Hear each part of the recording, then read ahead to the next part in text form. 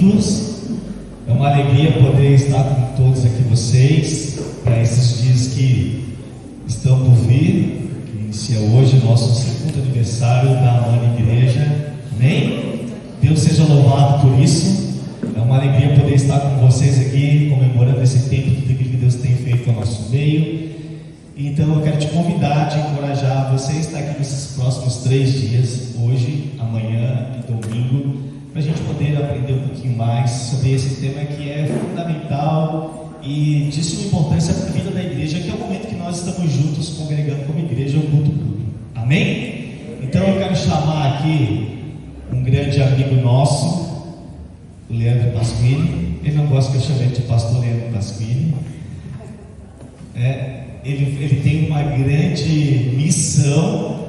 Vocês sabem, né? O nosso amado também, pastor Antônio Neto, estaria conosco, mas por problemas familiares ele não conseguiu. E aí ele passou agora essa responsabilidade para o Pasquini estar aqui esses dias ministrando essas 6 palestras. Então, quero que você... Vamos orar pela vida do Leandro.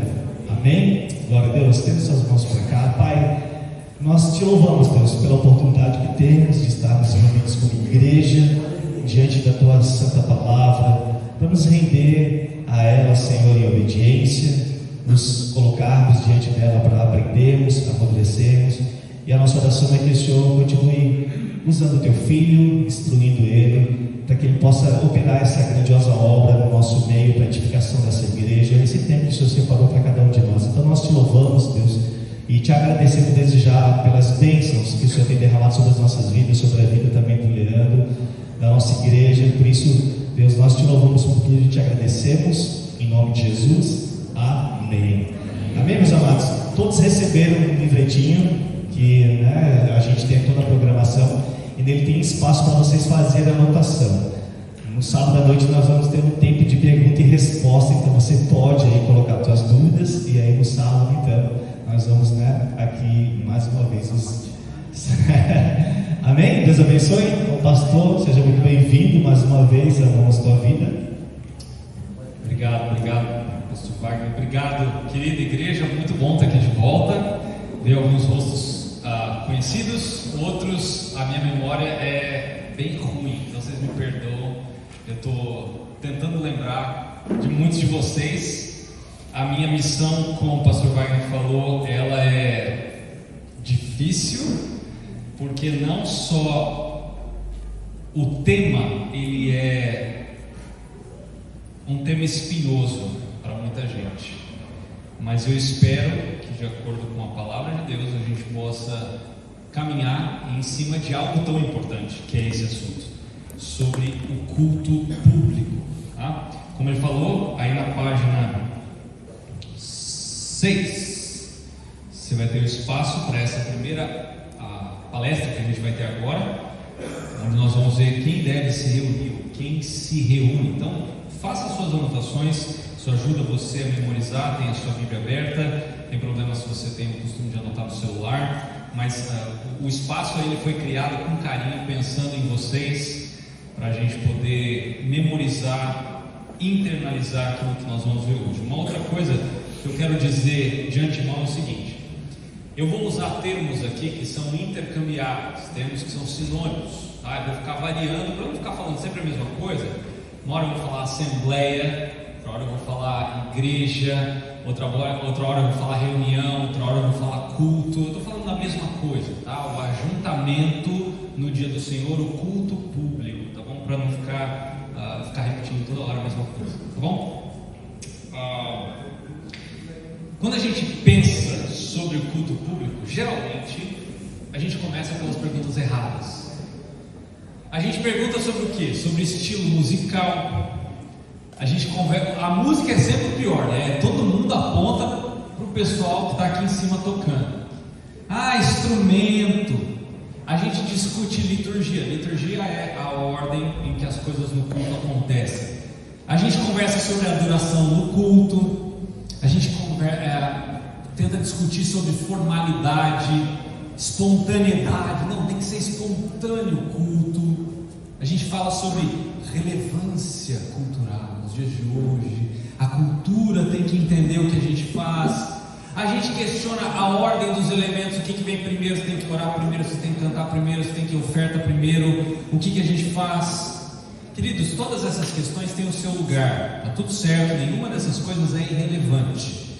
Mas nós temos que entender aquilo que nós fazemos diante de Deus, e isso merece a nossa atenção. E por isso existe uma pergunta que é anterior a tudo isso. Antes da gente perguntar como é que a igreja tem que adorar, a gente precisa perguntar: quem é a igreja? Em vez de começar pela liturgia, pelas coisas que, a ordem do culto, a gente precisa começar pela, vou usar um nome estranho aqui, eclesiologia. Quem sabe o que é eclesiologia? O que é? Doutrina da igreja, o estudo da igreja, tá? Então, em vez de iniciar pelo culto, a gente tem que iniciar pela igreja. E isso, você vai perceber, eu espero, vai fazer todo sentido. A maneira como a gente adora está diretamente relacionada com aquilo que nós somos. Se a gente compreende a igreja apenas como uma associação voluntária de indivíduos religiosos, a gente vai ter uma visão de culto. Se a gente compreende a igreja como uma organização que oferece produtos espirituais, a gente vai ter uma visão diferente. Se a gente enxerga a igreja como uma plataforma de experiências emocionais, está cheio por aí, a gente vai produzir um determinado tipo de culto. Agora, se a gente compreende a igreja da maneira como a Escritura, como a palavra de Deus apresenta, inevitavelmente a gente vai chegar a uma compreensão mais profunda, mais rica e mais bíblica do culto congregacional. E o problema de muitos debates hoje sobre adoração é que eles estão desconectados da doutrina de igreja. O culto passou a ser visto como um evento independente, um produto que pode ser moldado segundo algumas estratégias que existem por aí para fazer a igreja crescer. Preferências culturais, demandas que o mercado gospel muitas vezes impõe. Só que o Novo Testamento nunca permite essa separação. O culto é uma expressão da identidade de uma igreja. A reunião da igreja, ela revela aquilo que a igreja é. Aquilo que a gente faz quando a gente se reúne é consequência daquilo que nós somos em Cristo. Por isso, nesse tempo que eu quero ter com vocês aqui, hoje, amanhã à tarde e amanhã à noite, nós vamos lidar com uma verdade fundamental. O culto congregacional só pode ser compreendido corretamente quando compreendemos corretamente a natureza da igreja. E para isso a gente precisa começar onde a Bíblia começa, na própria obra da salvação. Então a primeira coisa que eu quero ver com vocês aí é que Deus salvou um povo. Um povo. Uma das características mais marcantes da espiritualidade moderna hoje é o tal do individualismo. A nossa cultura nos treina para a gente pensar em termos de autonomia pessoal. O indivíduo está no centro, os desejos da pessoa estão no centro, as preferências estão no centro, a minha realização está no centro. E não é de se surpreender que essa mentalidade tem influenciado muitos cristãos, principalmente como muitos cristãos pensam a respeito da própria salvação. Com frequência eu ouço expressões, não sei se vocês ouvem, tá? Eu ouço. Não, eu tenho a minha fé. O que importa é o meu relacionamento com Deus, a minha vida espiritual, a minha experiência com Jesus. Existe verdade nessas frases? Sim. Ninguém é salvo por procuração. Ninguém entra no reino de Deus porque seus pais são crentes. Ninguém recebe o perdão dos pecados através da fé de outra pessoa. Regeneração é pessoal, arrependimento é pessoal, a fé é pessoal, justificação é pessoal. Só que tem um perigo grande quando a gente para aqui. Porque embora a salvação ela seja pessoal, ela nunca é individualista. A Bíblia jamais apresenta a redenção como um projeto onde o objetivo final seja produzir indivíduos espiritualmente independentes. Pelo contrário, Desde Gênesis até Apocalipse, Deus está formando para si um povo. Pensa no desenvolvimento da história bíblica. Agora eu vou exigir um pouquinho do seu conhecimento bíblico. Quando Deus chama Abraão, lá em Gênesis 12, o propósito de Deus não é simplesmente salvar Abraão. O que ele fala? Em ti serão benditas todas as famílias da terra. O chamado de Abraão já tem uma dimensão coletiva. O foco está numa descendência, num povo, numa nação. Aí quando a gente chega no livro do Êxodo, a gente vê Deus libertando Israel da escravidão egípcia. Mas presta atenção, lembra do pedido de Moisés para Faraó? Deixa o meu povo ir, Deus falando, né, através da boca dele, para que o meu povo me adore. Ele não estava libertando indivíduos, ele estava constituindo um povo da sua aliança. Se você abrir em Gênesis 19, ou você abre ou você anota, né? Gênesis 19, 6. Você vai ver o quê? Vós sereis reino de sacerdotes, nação santa. Essa linguagem é profundamente coletiva. Israel não existe como uma coleção de pessoas espiritualmente independentes. Israel existe como um povo de Deus. E essa realidade, ela é contínua no Antigo Testamento. Os profetas falam ao povo, as alianças são feitas com o povo, as promessas são dadas ao povo, a adoração é organizada para o povo, as festas que o povo celebra, é todo mundo junto. Tudo aponta para uma realidade corporativa. É claro que Deus trata de indivíduos, isso não está errado, mas Ele sempre o faz dentro de um contexto da sua obra de reunir para si uma comunidade redimida. Tudo bem quanto a isso? Isso é o Antigo Testamento.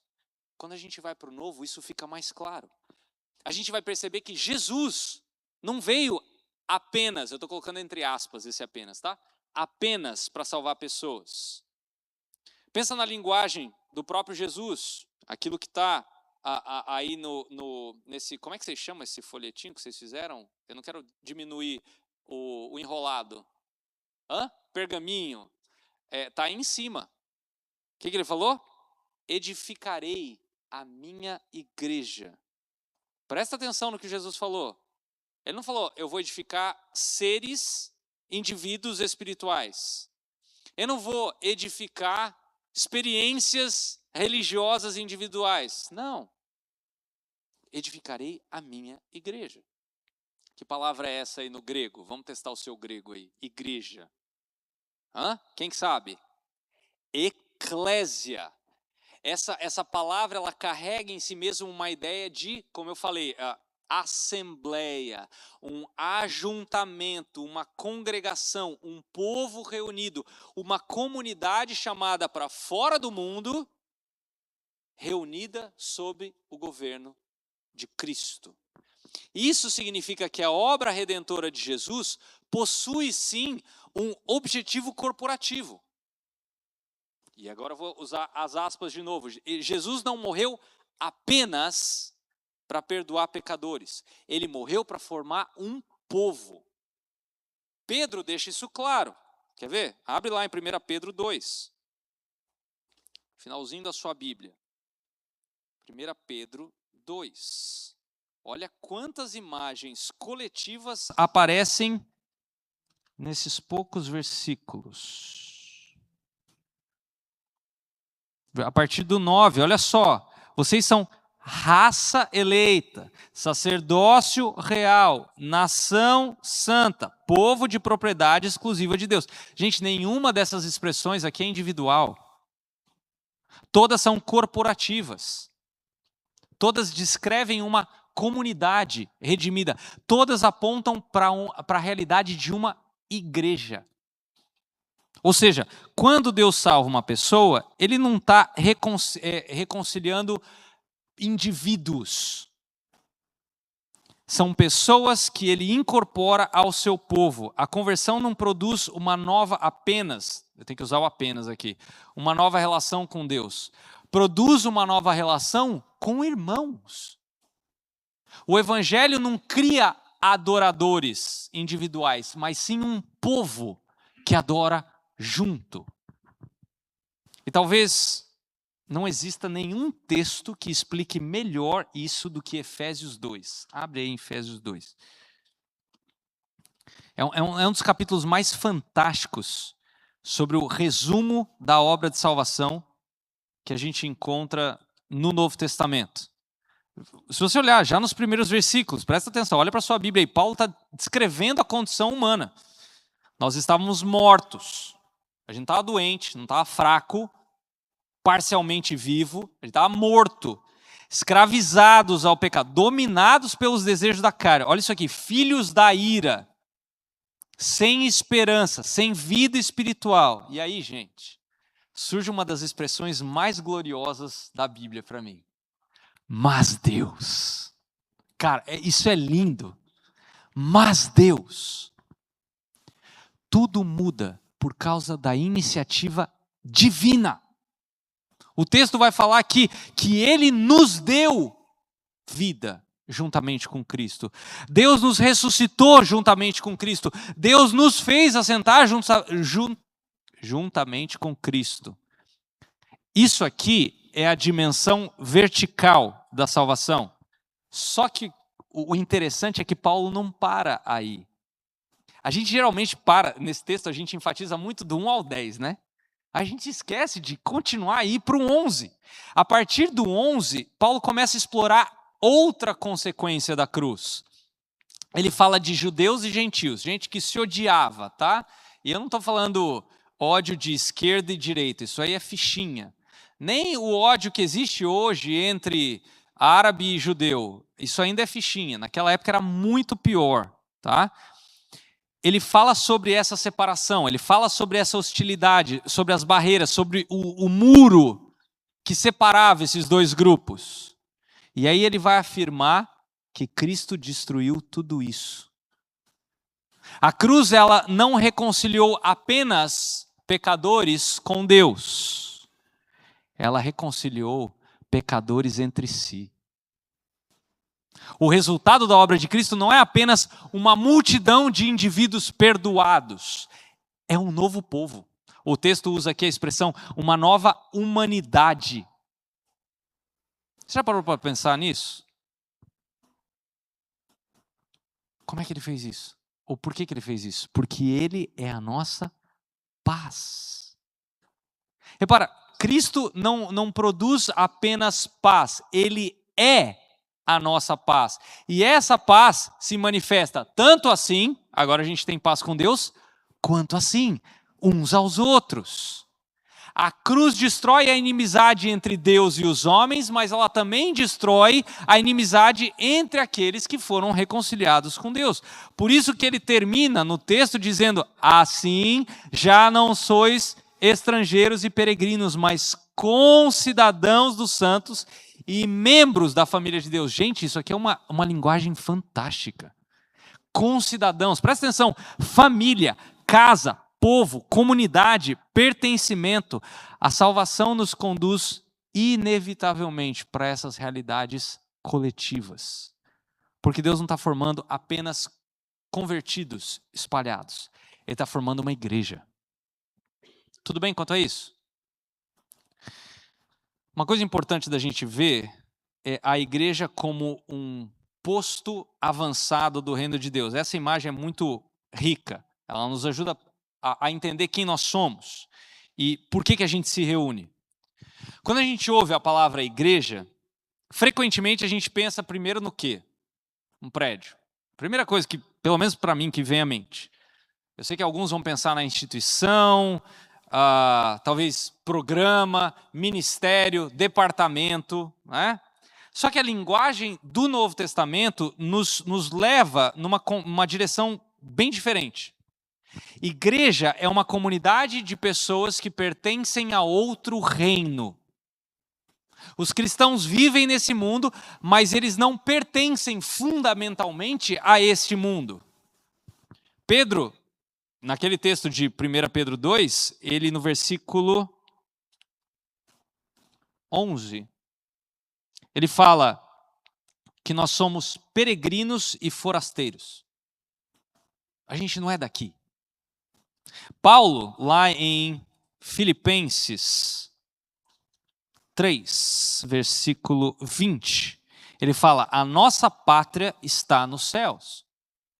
Observa a força dessa declaração. A nossa identidade principal, ela não é determinada pela nossa nacionalidade brasileira. Não é determinada pela nossa profissão. Não é determinada pela nossa posição social, pela nossa cultura. A nossa identidade principal é determinada pela nossa união com Cristo. Nós somos cidadãos de um reino eterno. Somos súditos de um rei celestial. Nós somos membros de uma pátria que não vai passar. Já pensou nisso? Essa realidade, queridos, tem implicações profundas para o culto congregacional. Porque quando a igreja se reúne, ela não está apenas realizando uma atividade religiosa. Ela está tornando visível a cidadania celestial. Ela está demonstrando diante do mundo que ela, a igreja, pertence a outro reino que não deste mundo. E uma das maneiras mais legais de compreender essa realidade é pensar na igreja como uma embaixada. Aqui eu vou me valer do Jonathan Leeman, ele usa essa expressão, eu acho muito legal. A embaixada, ela pertence a um país, mas ela está localizada dentro de outro país, certo? Essa é uma embaixada. Então, ela representa oficialmente os interesses da sua nação. Ela fala em nome do seu próprio governo. Ela manifesta a presença da sua pátria num território estrangeiro. Tudo bem? De modo parecido, a igreja existe como uma representação visível do reino aqui na terra. Quando a congregação se reúne, ela está demonstrando ao mundo quem é o seu rei. Ela proclama, através do culto, valores do reino. Ela está anunciando prioridades do reino. Ela está tornando visível algo da realidade futura que Deus prometeu. Por isso que a igreja funciona como uma prévia da nova criação. Essa é uma maneira fantástica de enxergar aquilo que a gente faz no culto público. Quando os crentes se reúnem, a gente está tendo um pequeno vislumbre do mundo que vai vir. Eu sei, é claro que ainda existe pecado, é claro que ainda tem gente desafinada, é claro que ainda tem umas rixas dentro da igreja, existem fraquezas, existem imperfeições, mas algo do futuro já invadiu o presente. Algo do reino já pode ser visto, alguma coisa da nova criação já começou, ainda que a igreja seja imperfeita, ela está apontando para uma perfeição futura. Ela é incompleta, mas ela já anuncia uma consumação futura. Ela ainda luta contra o pecado, mas ela já pertence ao mundo onde o pecado vai ser finalmente destruído. Essa ideia me leva a pensar que o culto não pode ser um evento de consumo. Essa compreensão ela vai corrigir uma das maiores distorções que a gente tem nos dias de hoje, além do individualismo, que é a cultura de consumo. Tudo gira em torno da satisfação pessoal. Como é que as pessoas avaliam produtos, coisas? Eu gostei? Funcionou para mim? Atendeu às minhas expectativas? Infelizmente, tem muita gente que passou a avaliar culto assim. Gostei ou não gostei da música? Coitado, né? O músico é o que mais sofre nessa hora, né? O sermão me agradou? A programação me agradou? A minha experiência foi boa? Repara que o centro da avaliação é o indivíduo. Agora, quando a gente entende a igreja como um posto avançado do reino, a pergunta muda.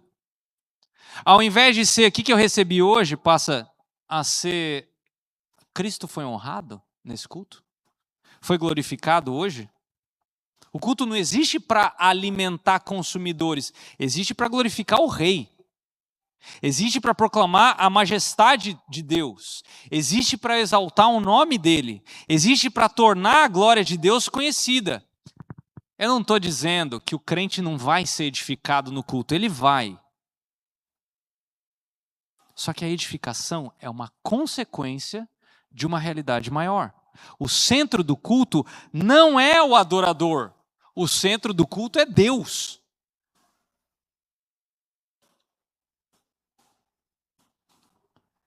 Por isso que a igreja, ela não vai ao culto para se tornar igreja.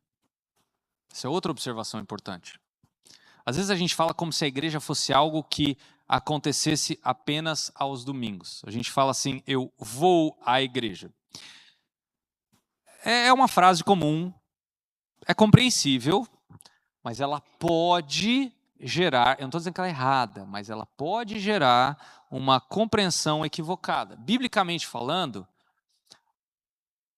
a gente não, eu não estou falando que é errado falar isso, é normal, tá? A gente vai falar, mas nós somos a igreja juntos. A igreja não surge, por exemplo, quando o culto começa. A igreja já existe. Por quê? Porque Cristo a comprou com o seu sangue. O culto é a reunião da igreja que já existe. Essa distinção é importante, porque se a gente enxerga a igreja apenas como um evento semanal, no domingo, inevitavelmente a gente vai desenvolver uma mentalidade consumista. A gente vai passar a avaliar a reunião da mesma forma que a gente avalia qualquer outro evento. Só que se a gente compreender que a gente pertence ao povo de Deus, a nossa perspectiva vai mudar. A gente não está participando de um programa. Nós estamos nos reunindo como família de Deus. Nós não estamos frequentando um evento. Nós estamos nos encontrando com os cidadãos do mesmo reino. A gente não está consumindo um produto religioso. Nós estamos nos apresentando diante do nosso rei, juntos. Como é que a gente faz isso?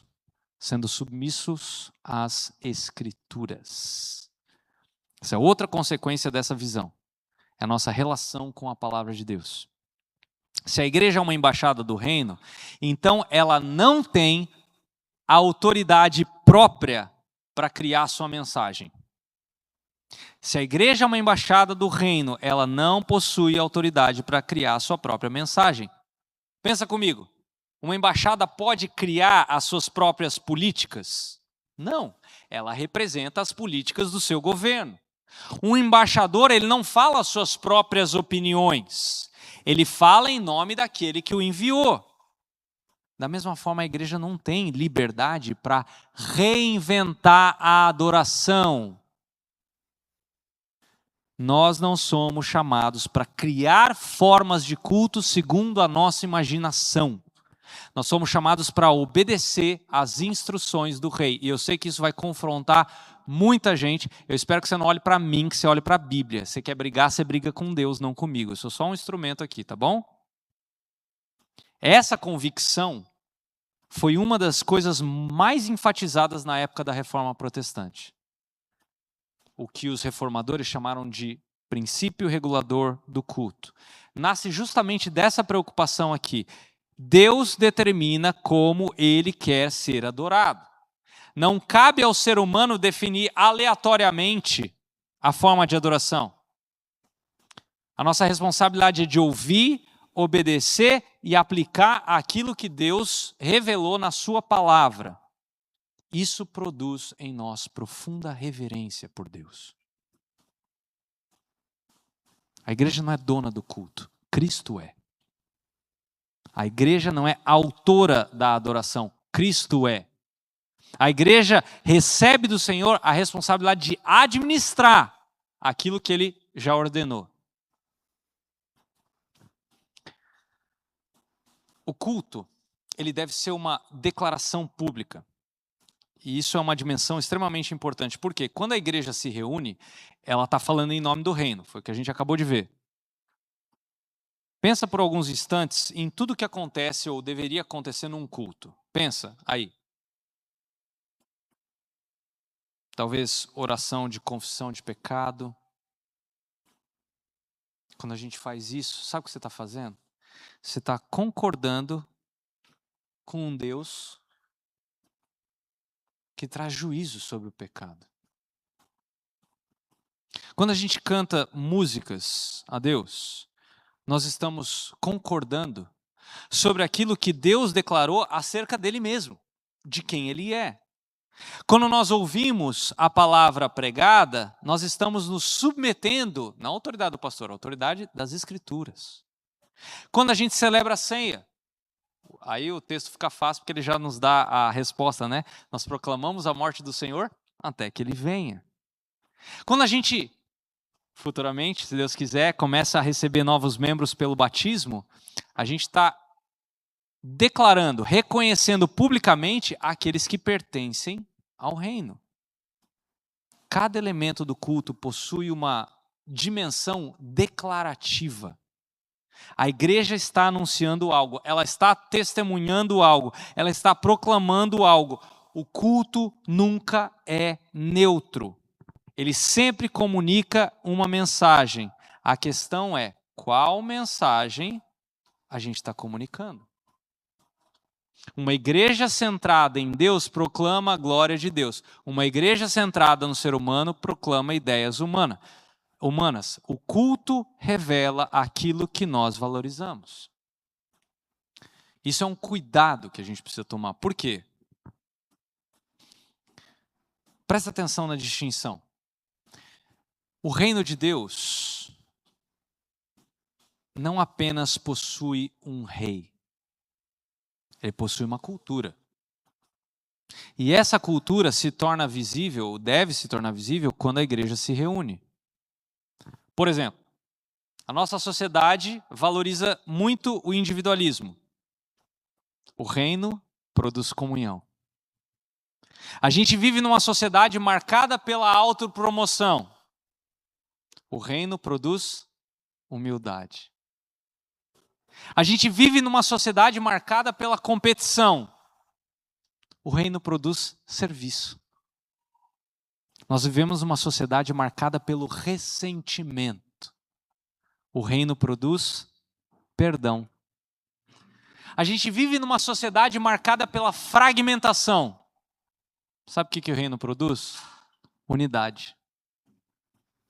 Por isso que o culto, ele possui um poder extraordinário de expansão do discipulado. O culto é uma ferramenta poderosa de formação espiritual. Semana após semana, a congregação, ela aprende o que ela deve valorizar. Ela aprende o que amar. Aprende o que ela deve desejar. Ela aprende o que ela deve temer. Ela aprende o que ela deve esperar. Ela aprende o que ela deve celebrar. O culto, ele começa a moldar o nosso próprio coração. O culto, ele forma a nossa cosmovisão. O culto discipula também. E é exatamente por isso é tão importante que o culto seja governado pela palavra de Deus. Uma última implicação dessa imagem merece um destaque. O culto, ele também ele possui uma dimensão evangelística. Isso não significa que o culto tem que ser moldado para incrédulo, tá? Isso aqui é um erro comum. Eu vejo um monte de igreja fazendo isso. A reunião da igreja existe primariamente para Deus e, em segundo lugar, para o povo de Deus. Isso não significa que os incrédulos eles são ignorados. Pelo contrário, se você vai para 1 Coríntios 14, você vai ver que a presença dos incrédulos pode resultar em profunda convicção de pecado. Quando eles observam a realidade da igreja, eles vão ser confrontados com a verdade. Quando uma congregação adora com reverência, com amor, com unidade, com fidelidade bíblica, algo extraordinário acontece. O mundo percebe que existe uma realidade maior do que o mundinho que eles vivem. Ele percebe que existe outro reino. Ele percebe que existe um outro rei que não a barriga dele. Ele percebe que existe esperança que ele não consegue encontrar nas coisas desse mundo. A igreja reunida é uma poderosa pregação do evangelho. Ela demonstra visivelmente aquilo que proclama verbalmente. Rimou essa aí. A igreja demonstra visivelmente aquilo que ela proclama verbalmente. Uma segunda imagem importante da igreja é como templo de Deus. Essa é uma das imagens mais profundas, né? Essa aqui vem direto da Bíblia. Para entender essa imagem, a gente precisa enxergar ela dentro do desenvolvimento da história, aqui da redenção. Então, desde o começo, o propósito de Deus era o quê? Ele queria habitar com o seu povo. Lembra lá do jardim? Deus caminhava. Já parou para pensar nisso? Ele caminhava com Adão e Eva na viração do dia. E aí depois da queda, essa comunhão foi rompida por conta do pecado, mas você percebe que o restante da narrativa bíblica mostra Deus agindo para restaurar aquilo que o pecado destruiu. Então, como eu falei, Israel sai do Egito, Deus ordena a construção de quê? De um tabernáculo. Quer ver? Abre lá em Êxodo 25. Êxodo 25.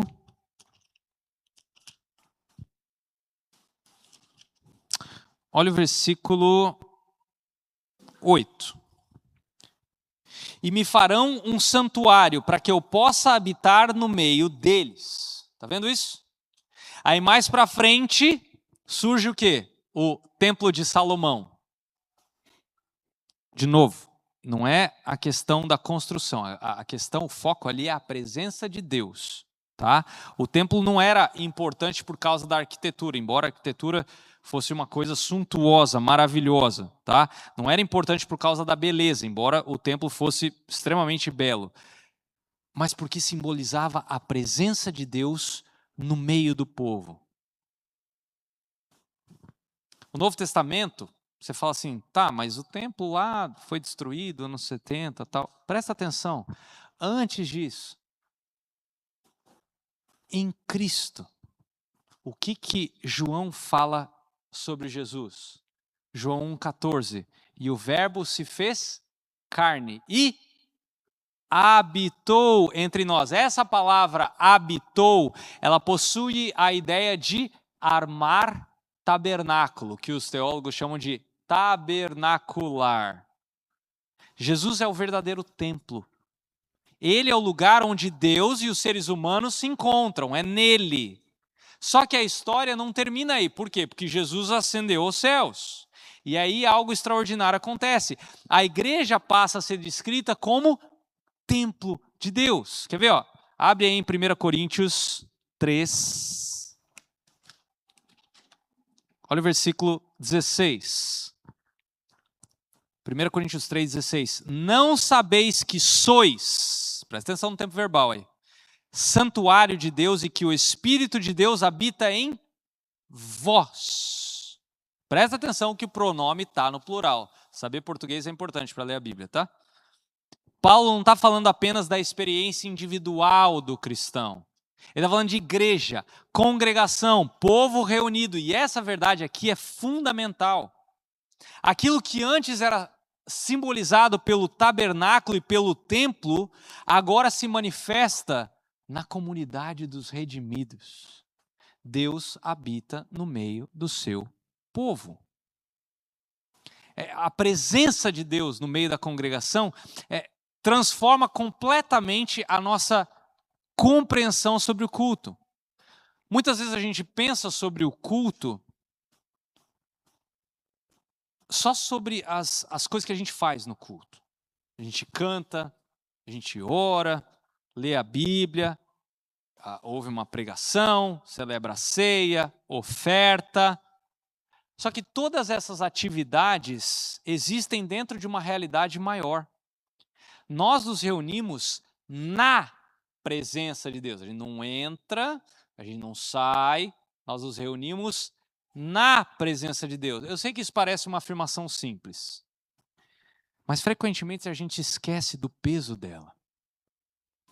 Quando a igreja se reúne, a gente não está participando de um encontro humano, que a gente marcou lá no site ou no Instagram, convidou. Não.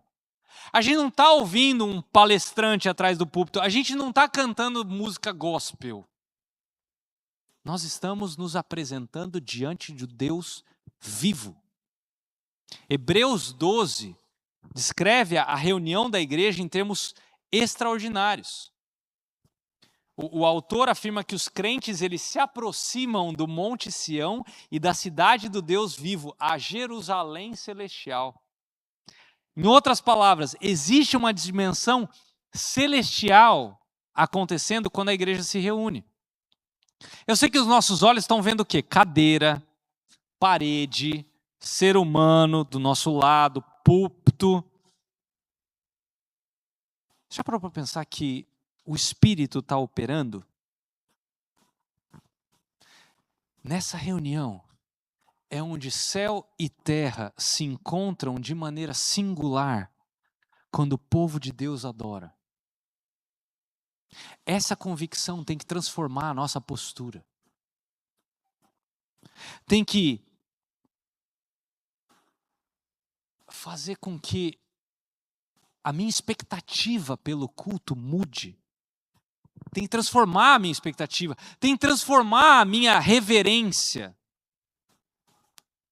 Só que o problema é que o mundo nos ensina sobre um negocinho chamado superficialidade. Isso entrou dentro do evangelicalismo. Essa perda da consciência divina no culto. Muitos contextos, o culto foi reduzido a um programa, um evento, às vezes uma experiência, um espetáculo. Foi animado, foi emocionante, foi divertido, foi inspirador. Mas raramente as pessoas perguntam, o encontro com Deus foi marcante? Nós fomos confrontados pela santidade de Deus? Nós fomos transformados pela palavra de Deus? A gente saiu mais consciente da glória de Deus? Gente, é uma diferença enorme. Quando a presença de Deus deixa de ocupar o centro, inevitavelmente outras coisas no culto vão assumir esse lugar. Personalidade dos líderes, a qualidade da música, a preferência cultural XYZ, estratégia de crescimento, recursos tecnológicos. Sim, eles são perigosos às vezes, se mal usados. Agora, quando a presença de Deus está no centro, tudo muda. A congregação passa a compreender que o grande acontecimento do culto não é aquilo que a gente faz, é aquilo que Deus faz. Por isso, queridos, o culto não pode ser anônimo. Se a igreja é o templo de Deus, então o culto não pode ser uma experiência anônima. O que eu quero dizer com isso? A gente vive também numa época marcada pelo anonimato. É possível você frequentar determinadas igrejas por aí durante, algumas semanas, até alguns meses, sem conhecer ninguém. A pessoa chega ali pouco antes do início, assiste, presta atenção nessa expressão, assiste o culto, vai embora, depois que acabou a oração final, ninguém conhece a sua história, ninguém conhece as lutas dessa pessoa, as alegrias, as necessidades, mas essa realidade está muito distante do Novo Testamento. A igreja, segundo o Novo Testamento, é uma família. E as famílias se conhecem. A igreja é um corpo, então os membros eles têm que se relacionar entre si. A igreja é um templo, e as pedras de um templo estão ligadas umas às outras. O culto público foi planejado por Deus também para fortalecer justamente esses vínculos. Por isso que a comunhão não é um acessório da vida da igreja. Ela faz parte da essência da igreja. Quando a gente se reúne, a gente encontra Deus por meio da comunhão do povo de Deus. Por isso que existe uma coisinha que também os reformadores resgataram, chamado sacerdócio de todos os crentes. É uma implicação fundamental aqui, que a reforma resgatou. Todos os crentes possuem acesso direto a Deus por meio de Jesus Cristo. Todos. Não existe uma classe sacerdotal especial que tem um acesso privilegiado a Deus. Não existe isso. Jesus é o nosso único mediador. Você tem dúvida disso? Depois leia 1 Timóteo 2. Todos os crentes se aproximam de Deus através de Cristo. O próprio Pedro falou: vós sois sacerdócio real. Presta atenção no plural, vós. Ele não falou assim, vocês individualmente, vós. A igreja inteira é sacerdotal. Isso tem implicações profundas dentro do culto. Muitas vezes a gente pensa que só aqueles que estão aqui na frente, participando aqui da liturgia, é que estão participando ativamente do culto. É o pregador, os músicos, os líderes que fizeram alguma coisa, e o resto está fazendo o quê? Está assistindo o culto. Errado. Essa não é uma visão bíblica. Biblicamente falando, toda a congregação participa do culto. Eu vou desenvolver isso amanhã. Toda a congregação adora, toda a igreja canta. E aqui, isso aqui é uma dimensão interessante, que eu quero que vocês já comecem a pensar. Quando a igreja canta, ela tem a oportunidade de ministrar uns aos outros. Aí sim você pode usar essa expressão, tá? Ministrar. Às vezes que a gente usa essa expressão bem errada por aí. Você quer ministrar, você vai ministrar a palavra de Deus para alguém. Quando a gente responde amém a uma oração, a gente está ministrando um ao outro. Quando a gente ora coletivamente, a igreja está ministrando um ao outro. Quando ela ouve atentamente a palavra de Deus, fala, sério? Sério, eu vou mostrar isso para vocês amanhã. Quando a gente encoraja os irmãos, depois de um culto, a gente está ministrando. A plateia não existe na doutrina de igreja do Novo Testamento. Existe uma congregação sacerdotal reunida diante de Deus. Por quê? Porque a igreja é corpo de Cristo. E essa é a terceira imagem que eu quero ver com vocês, a igreja como corpo. Se você olha lá para 1 Coríntios, capítulo 12, 1 Coríntios 12, 27. Ora, vós sois corpo de Cristo e individualmente membros desse corpo. Essa talvez seja a imagem mais familiar para nós, né? Justamente porque a gente às vezes passa batido dessa imagem, é que a gente perde muito da profundidade disso aqui. O corpo é uma unidade composta por muitos membros. Diversidade e unidade coexistindo. Nenhum membro possui todas as funções, nenhum membro é autossuficiente, nenhum membro pode dizer assim, eu não preciso de vocês. Todos dependem uns dos outros. Todos contribuem para um bem comum. Todos participam do crescimento do corpo. E essa realidade molda profundamente a nossa compreensão do culto congregacional. Porque o propósito é de edificação mútua, não individual. Quando você olha para 1 Coríntios 14, Paulo está descrevendo aqui a reunião da igreja. E existe uma palavra que se repete várias vezes ao longo do capítulo. Edificação. Tudo deve ser feito para edificação. A reunião da igreja possui um propósito horizontal, além do seu propósito vertical. Nós glorificamos a Deus, mas também edificamos os irmãos. Essas duas realidades caminham juntas. Quanto mais Deus é glorificado, mais o povo é fortalecido. Quanto mais o povo é fortalecido, mais Deus é glorificado. Por isso que o culto não é uma experiência individual, queridos. A gente não comparece apenas para receber algo. A gente comparece para dar, para servir. A gente comparece para fortalecer. A gente comparece para encorajar, para contribuir para a maturidade espiritual dos nossos irmãos. E essa perspectiva muda completamente a nossa atitude. Em vez de perguntar, o que eu vou receber hoje? A gente tem que perguntar, como é que eu posso servir hoje? Como é que eu posso encorajar alguém hoje? Como é que Deus pode usar a minha presença para fortalecer outro membro do corpo? E aqui que a gente vê algo extremamente importante. A presença. A nossa presença. Eu sei que isso parece simples. Não é simplório, é simples. Mas é extremamente importante. Todos nós, creio eu, já experimentamos, já passamos por um momento de desânimo espiritual. Fraqueza, luta. Você chega no culto cansado, sem força, às vezes sem entusiasmo. Aí a gente começa a ouvir a igreja cantar. A gente observa, talvez, a fé de um irmão que eu sei que está passando por lutas. Ou a gente vê uma família inteira servindo ao Senhor. Às vezes a gente escuta de uma pessoa que está testemunhando sobre a graça de Deus. A gente participa dessa comunhão dos santos e algo acontece.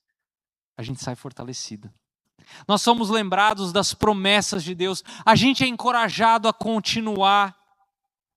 Deus frequentemente usa meios extraordinariamente simples para sustentar o seu povo. E um desses meios é o quê? A presença uns dos outros. Corpo que fortalece o corpo, corpo que encoraja o corpo, corpo que ajuda o corpo a perseverar. E por último, a imagem do corpo, ela destaca a beleza da unidade cristã.